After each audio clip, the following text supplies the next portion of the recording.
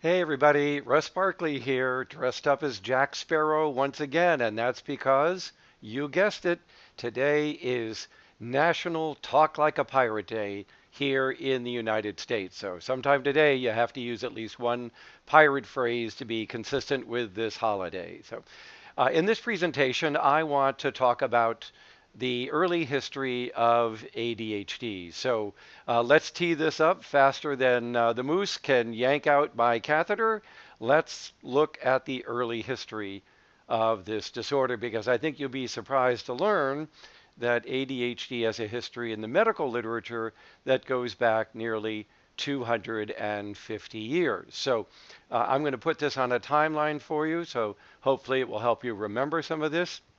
If not, then just keep in mind that ADHD has a very long, complicated, and I think rich history of ideas behind it. We're going to begin at the beginning, of course. Yeah, very funny. At the beginning, what we have is Melchior Adam Weikert. In 1770 to 75, somewhere in that area, Weikert published the first medical textbook in German, obviously in Germany, and in it, Weikert has a chapter on the disability of attention, disorders of attention. It's the first time we can find a reference to that, and in that chapter, Weikert describes a syndrome that is quite similar to what today we would think of as adult ADHD. So there you have it. We've got 55 years of commentary describing people with the symptoms of ADHD that goes back a long way. Following that, we had another medical textbook by the Scottish physician Alexander Creighton. It's believed that Creighton studied in Germany at the same time that Weikert was in practice. They worked in the same cities, and it may well be that Creighton was Creighton was a student of Weikert's. Not quite sure because when I looked up the history for these two gentlemen, there's very little mention of each other in their biographical material, but they do cite each other's work. Creighton, that is, does cite Weikert. In any case, Creighton went on to become the Tsar's physician in Russia after Weikert retired from that same position. So isn't that interesting? So I think these two were related through training. And Weikert also was describing the symptoms of ADHD earlier than Creighton did. So we got to give Weikert the nod here as the first person to describe this syndrome. Nevertheless, Creighton talked about two disorders of attention. One very similar to ADHD, and the other also similar to what today we are calling cognitive disengagement syndrome, or earlier what we called sluggish cognitive tempo. Indeed, ARG is right. So let's keep going here. And we now have two British physicians talking about a few cases of impulsive and inattentive children. And that is the British physician Haslam, and the American physician Rush, Benjamin Rush. So they were also talking about kids with ADHD-like symptoms even as long ago as the early 1800s. And then following that, in 1844, the German psychiatrist Heinrich Hoffman, who also is believed to have helped start the field of pediatrics, Hoffman wrote children's stories. And in those stories, he describes one, which is Fidgety Phil, which is a classic description of a hyperactive and impulsive child. But he also described another child called Johnny Head in the Air, which is a rather spacey, daydreamy child, which we might think of as being similar to cognitive disengagement syndrome.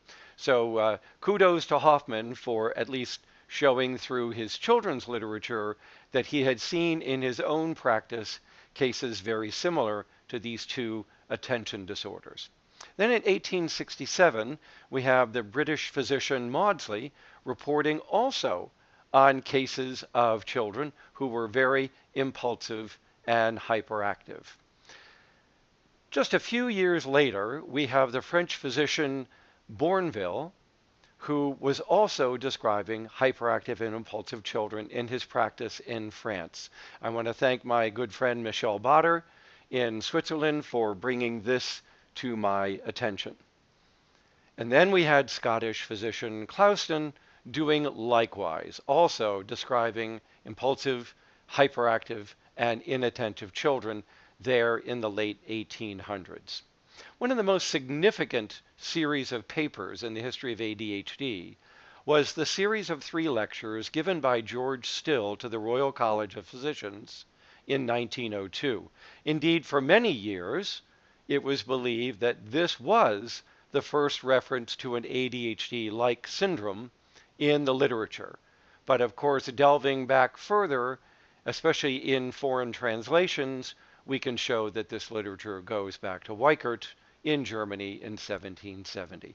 Nevertheless, Still described a group of children in his practice who were not only hyperactive, impulsive, and inattentive, but he's one of the first to make reference to the emotional dysregulation that we now know characterizes many people with ADHD, and indeed Still thought that the emotional difficulties were not just one of several features, but were the central feature to these children who he referred to as having defects in the moral control of their behavior. In essence, saying that these children acted without regard to the future consequences of their actions. A few years later, English physician Treadgold also confirmed what Still had talked about and went further to talk about the permanence of this disorder in these kinds of children. Sorry, I don't have a picture of Treadgold, but that's one of his publications in which he talks about these same kinds of children. And then in 1917 in Spain, we have Dr. Rodriguez Lafora describing children who he called the unstables. But again, impulsive, hyperactive, emotional children. I want to thank my good friend Jose Bauermeister for drawing that part of history of ADHD to my attention. And then between 1917 and the 1950s, many more articles began to appear on children with brain damage syndrome, hyperkinesis, hyperactive child syndrome, and then moving on to minimal brain damage, which then morphed into minimal brain dysfunction, which eventually gave rise over to both hyperkinetic reaction of childhood or hyperactivity and the learning disabilities. Another significant milestone in the history of ADHD occurred in 1937 when the physician Charles Bradley, working at the Emma Pendleton Bradley home in Rhode Island, was doing a series of studies in which he was collecting cerebral spinal fluid from the spinal column of adolescents with behavior problems, quite disruptive behavior. People, in reading these descriptions, think that many of them were in fact ADHD-like cases. But in order to treat the side effects of doing these spinal taps on these adolescents, Bradley gave these children amphetamine, believed to help treat the headaches of the children. And he found that there was a dramatic improvement in the behavior of these kids.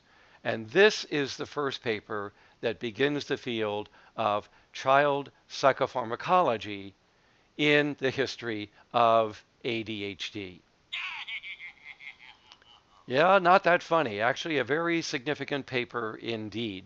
So if you're looking for who was the first person to report on the therapeutic benefits of the stimulants for people with ADHD symptoms, it would have to be Charles Bradley and his work in Rhode Island. From the 1960s onward, there was a veritable explosion of research on all aspects of the disorder, but particularly work going on psychophysiology, neuroimaging, heredity, genetics, and just about every other aspect of the disorder that you can think of.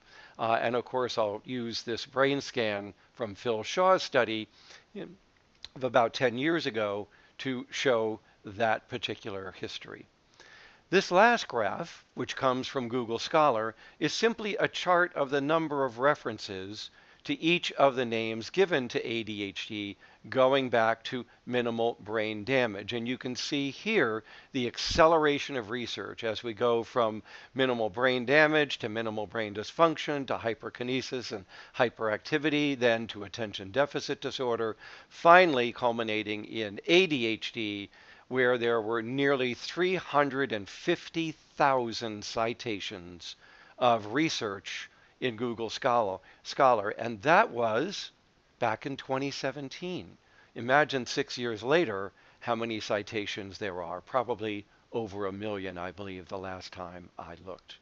So there's our history of ADHD. Yes, and they shall walk the plank, and we will walk right out of here after this. But I just wanted you to appreciate just how long and varied the history of ADHD actually is. Yes, you scallywag. So please join me again on this channel for more information on ADHD. And enjoy. And please subscribe to the channel if you would, and recommend us to others. So this is Russ Barkley as Jack Sparrow, signing off for this presentation on ADHD history. Indeed, Pieces of 8 is right. Bye, everybody.